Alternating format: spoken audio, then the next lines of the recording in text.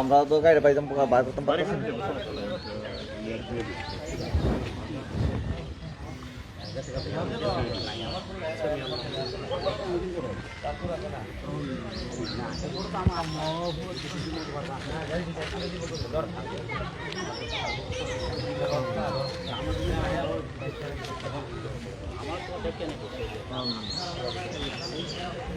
পরে করবেন এবার পরে করবেন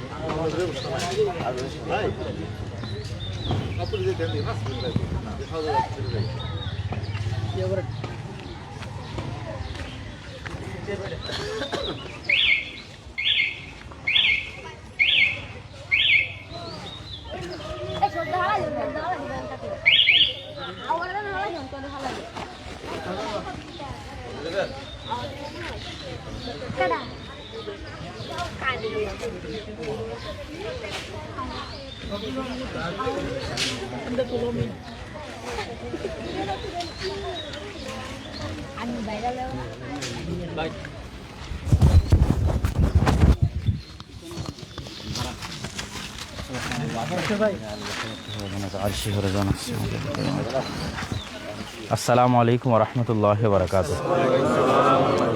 আলহামদুলিল্লাহ ওয়াহদা ওয়াসসালাতু ওয়াসসালামু আলা মান লা নাবিয়্যা বা'দা। প্রশংসা আল্লাহর, সকলেই বলে আলহামদুলিল্লাহ।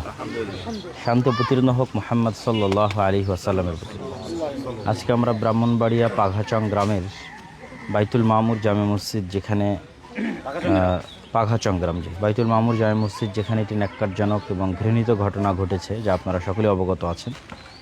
সেখানে মসজিদে হামলার পরে আজকে আমরা প্রথম এখানে জোহরের সালাত আদায় করলাম। সবাই বলে আলহামদুলিল্লাহ। এবং আল্লাহর কাছে দোয়া করি আল্লাহ যেন আমাদের এই সালাত আদায়কে কবুল করেন। আল্লাহুম্মা আমিন। আল্লাহ যদি আমাদের এই সালাত আদায়কে কবুল করেন, ইনশাআল্লাহ এখানে একদিন বৃহত্তম দিনের মারকাজ প্রতিষ্ঠিত হবে ইনশাআল্লাহ। আমাদের এখানে আসার পিছনে, এই মসজিদ দেখার পিছনে বা এই মসজিদের সহযোগিতা করার পিছনে দুনিয়াবি কোনো স্বার্থ নেই। সম্পূর্ণরূপে আল্লাহ সুবহানাহু ওয়া তাআলার সন্তুষ্টির জন্য, মাজলুম জনগণের পাশে দাঁড়ানোর জন্য। এই একই ঘটনা যদি কোনো আহলে হাদিস অঞ্চলে কোনো হানাফি মসজিদের ক্ষেত্রে হতো, তবু আমি সেখানে একইভাবে যেতাম এবং গিয়ে সেই মসজিদের সহযোগিতা করার চেষ্টা করতাম। কেননা এটা হচ্ছে জুলম, অত্যাচার। এটা হচ্ছে অন্যায়ের বিরুদ্ধে, অত্যাচারের বিরুদ্ধে চেষ্টা। এবং এটা আমরা সবাই জানি যে মুসলিম হিসেবে আমরা পরস্পরের ভাই, এবং পরস্পরের ভাই হিসেবে মতবিরোধ সাহাবীদের যুগেও ছিল, মতবিরোধ ইমামদের মধ্যেও ছিল। আজকে যে বিষয়গুলো নিয়ে মতবিরোধ চলতেছে, এগুলো একটাও আজকের মতবিরোধ নয়। এগুলো সব 1300-1400 বছরের পুরাতন মতবিরোধ। এই রাফুল আদাইনের মতবিরোধ, এই সূরা ফাতিহা জোরে আমিন, এগুলো এখনকার না। বয়স 1300-1400 বছর হচ্ছে এগুলো মতবিরোধী। সহিহ বুখারীতে এগুলোর উপর অধ্যায় আছে, সুনানুত তিরমিজিতে এগুলোর উপর অধ্যায় আছে, এই সেম জিনিসের উপর। কিন্তু তারপরও তাদের মধ্যে ভালোবাসা, ভ্রাতৃত্ব ছিল, উঠা বসা ছিল। আয়েশা রাদিয়াল্লাহু তাআলা আনহার সাথে আব্দুল্লাহ বিন আব্বাস রাদিয়াল্লাহু তাআলা আনহুর ফতোয়ায় মিলেনি, তার মানে কি তারা মারামারি শুরু করেছে? এটা কখনোই হয়নি। তো আমাদেরকে বুঝতে হবে যে ইলমি জায়গায় মতভেদ হতেই পারে, মত পার্থক্য থাকতেই পারে, কিন্তু ভ্রাতৃত্বের জায়গায় ভ্রাতৃত্বের বন্ধন অটুট রাখতে হবে। আমি আশঙ্কা করি যে বাংলাদেশের অবস্থা যেন পাকিস্তানের মতো না হয়। পাকিস্তানে আপনারা যদি হিস্ট্রি পড়েন, তো পাকিস্তান প্রতিষ্ঠার পর থেকে এখন পর্যন্ত কত আলেম ওলামা শুধু এই মাযহাবগত গণ্ডগোল মারামারির কারণে মারা গেছে। মানে বিদ্বেষ এমন পর্যায়ে চলে গেছে যে এক দলের লোক আর এক দলের আলেমেরকে আত্মঘাতী বোমা হামলা করেছে শহীদ হওয়ার নিয়তে, নাউযুবিল্লাহি মিন যালিক। আবার তারা আর এক বড় আলেমকে হত্যা করেছে শহীদ হওয়ার নিয়তে, যেমন আমাদেরই সালাফি আলেম আল্লামা ইহসান ইলাহি জাহির রাহিমাহুল্লাহ, তাকে হত্যা করা হয়েছে, এবং এটার পিছনে শুধু মাযহাবগত মতবিরোধ ছিল।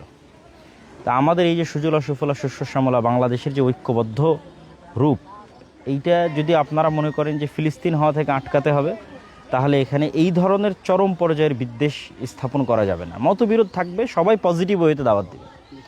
হানাফি ভাইদের প্রতিও, দেওবন্দি ভাইদের প্রতি আমার উদাত্ত আহ্বান যে আপনি আপনার মাযহাবের দিকে, আপনার মতের দিকে মানুষকে পজিটিভ ওয়েতে দাওয়াত দিবেন, যে ভাই এই দলিল, এই কারণে আমি এটা দেখতেছি। আমাদেরও যারা ভাই আছে তাদেরও উচিত যে সরাসরি কাউকে মুশরিক বলে দেওয়া বা সরাসরি কাউকে কাফের বলে দেওয়া, ঠিক আছে, বা যে ভালোবাসার ব্যক্তিগুলো আছে তাদেরকে মুশরিক বলা। আল্লাহও কিন্তু হিন্দুদের প্রভুদের মূর্তিদের গালি দিতে নিষেধ করেছে। তো আমি যদি ব্রাহ্মণবাড়িয়া থাকি, ব্রাহ্মণবাড়িয়ার কোনো বড় হুজুর, কোনো বড় আলেমের নামে যদি আমি সরাসরি এরকম কিছু বলি, উত্তেজনাকর পরিবেশ তৈরি হবে। তো এই জন্য আমাদেরকে হিকমার সাথে পজিটিভ ওয়েতে দাওয়াতি কাজ করতে হবে, এটা উভয়ের প্রতি আমার উদাত্ত আহ্বান। আর আমি এই মসজিদের সহযোগিতার জন্য, যেহেতু আমি আগেও বলেছি, আমরা এই কেরানীগঞ্জের একটা মসজিদে গেছিলাম, সেখানেও খুব ভয়াবহ পরিবেশ ছিল। সেখানেও ভাইয়েরা বলতেছিল আপনি আসেন না। যেমন আজকে এখানে আসার পর অনেকেই বলছে যে জামিয়া ইউনিসিয়াতে আপনি যায়েন না একা, আপনি একাই গেলে এদেরকে আপনি চিনেন না, অমুক করবে তুমুক করবে। আমি বলছি কি আর করবে, মারবে, এই তো, তার তো আর বেশি করবে না। তো আমি একাই জামিয়া ইউনিসিয়াতে গেছি আলহামদুলিল্লাহ, এবং আমার দৃঢ় বিশ্বাস যে এই যে যাওয়ার সাহসটা, উঠা বসা করার সাহসটা, এইটা আমাদের দাওয়াতি ফিল্ডকে পজিটিভ ওয়েতে দাওয়াতের জন্য আরও বেশি পজিটিভ ভূমিকা রাখবে। সবসময় যদি আমরা একটা ব্যারিয়ার দাঁড় করিয়ে রাখি, তাহলে ওখানে আন্ডারস্ট্যান্ডিং গ্যাপিং তৈরি হয়। তো ঠিক এখানেও আমি আজকে এসেছি, এবং এখানেও পার্শ্ববর্তী যে মাদ্রাসা আছে, হয়তো যাদেরকে বলা হচ্ছে যে সেই মাদ্রাসার উস্কানি বা তাদের কিছু একটা থাকতে পারে, আমি সেই মাদ্রাসাতেও যাবো এবং তাদের শিক্ষকদের সাথে কথা বলবো ইনশাআল্লাহ। এতে আমার কোনো আপত্তি নেই, কেননা আমি চাই শান্তি প্রতিষ্ঠা হোক। এইটা হচ্ছে শান্তি প্রতিষ্ঠা হলে তারাও ভালো থাকবে, আমরাও ভালো থাকবো। আর মামলা মারামারি গন্ডগোল হলে তারাও ভালো থাকবে না, আমরাও ভালো থাকবো না। আর আপনাদের উদ্দেশ্যে শেষ নাসিহা হচ্ছে, দাওয়াতি কাজ কখনো জুলম এবং অত্যাচারে বন্ধ হয় না।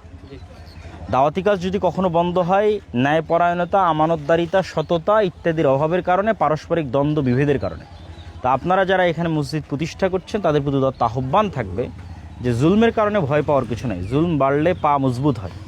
কিন্তু আপনারা আপনাদের আমানতদারিতা, ন্যায়পরায়ণতা, সততার জায়গায় শতভাগ ঠিক রাখেন, আল্লাহ কবুল করবে এবং বরকত দেবে ইনশাআল্লাহ।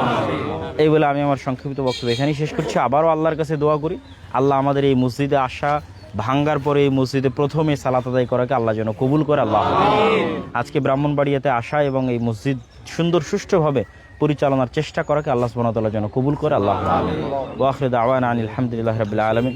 ও হ্যাঁ, আজকে হেফাজত মহাসচিব সাহেবের সাথেও কথা হয়েছে, মাওলানা সাজিদুর রহমান, ওনার সাথে, এবং ব্রাহ্মণবাড়িয়ার এসপি, তার সাথেও কথা হয়েছে। আমার বিশ্বাস যে এটা একটা ভালো সমাধানের দিকে অতি দ্রুত যাচ্ছে এবং যাবে ইনশাআল্লাহ। আমরা সবাই ধৈর্য ধারণ করি, নিজেদের মধ্যে ভ্রাতৃত্ব রক্ষা করি, নিজেরা কারো উস্কানিতে পা না দেই এবং নিজেরা অন্যকে উস্কানি না দেই। আল্লাহ আমাদের কবুল করুক। আল্লাহুম্মা আমিন। আসসালামু আলাইকুম রাহমাতুল্লাহি ওয়া বারাকাতুহু।